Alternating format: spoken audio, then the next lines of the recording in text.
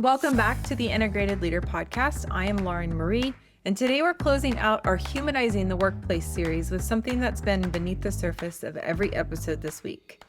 We need to rethink what makes a leader credible, not what makes them impressive, not what makes them promotable, but what makes them trustworthy in real rooms with real people making real decisions. This episode is called Unlearning Performance. Let's start here. A lot of us were taught a version of leadership that's more about performative professionalism than presence. Look polished, speak with certainty, keep emotions low, stay efficient, project confidence, be productive, be smart, be in control.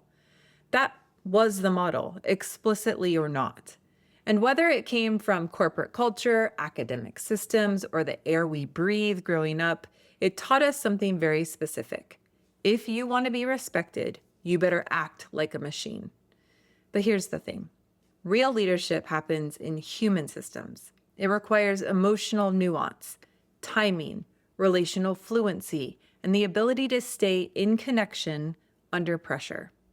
And if your presence in the room is actually just a rehearsed version of what you think a real leader should sound like, you might be keeping your team from accessing your real intelligence. That's what this episode is about. Unlearning the old performance scripts and making space for a different kind of credibility. So what exactly are we unlearning? Here are a few invisible rules I often see. Urgency means it's important. Neutrality means I'm professional. Certainty equals competence. These rules aren't always written down, but they are reinforced in how we evaluate people. They show up in who gets promoted, who gets invited into strategy, and who gets seen as ready. And they have deep roots in systems that have historically centered emotionally distant forms of leadership. Let's be clear. I am not saying professionalism is bad. I'm saying we need to ask, whose version of professionalism are we practicing? And what wisdom are we losing by continuing to perform it uncritically? Because if the people who are most emotionally attuned are being told they're too much, if the people who pause to think are seen as slow to act, and if the people who lead with care are dismissed as soft, then we've confused polish with leadership. So what does credibility look like when we stop performing and start integrating?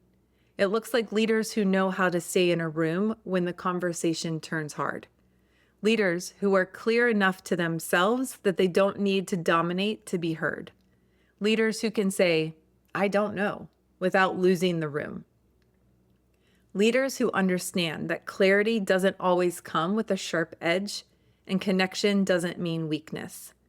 It's not about swinging to the other extreme where anything goes and we mistake emotional outbursts for authenticity. That's also not what I'm talking about. It's about developing the kind of presence that is both rooted and responsive, clear and kind, calm and fully human. One of the biggest myths we're unlearning here is that your worth or your leadership value is tied to how you present, how polished you are, how busy, how efficient, how in control. But integrated leadership asks different questions. Can you regulate yourself under stress? Can you stay curious when someone disagrees with you? Can you navigate a conversation where there is no clear right answer and still bring people with you? That's not performative. That's capacity.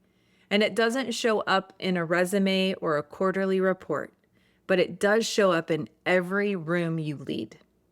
So here is a reflection for the week. What old professional behaviors do you find yourself defaulting to when things feel high stakes? Where were you taught to disconnect from your own intuition, emotion, or body in order to seem competent? And what does real credibility look like for you now? Not the version you were trained into, but the one that reflects who you actually are as a leader. This has been a big week. Thank you for being here for this 5-part series on humanizing the workplace. If something stirred in you this week, write it down, say it out loud, bring it into the conversation, because that's how change starts. Not with grand gestures, but with small shifts in how we show up. You're not here to perform leadership. You're here to live it. And I'll see you next week.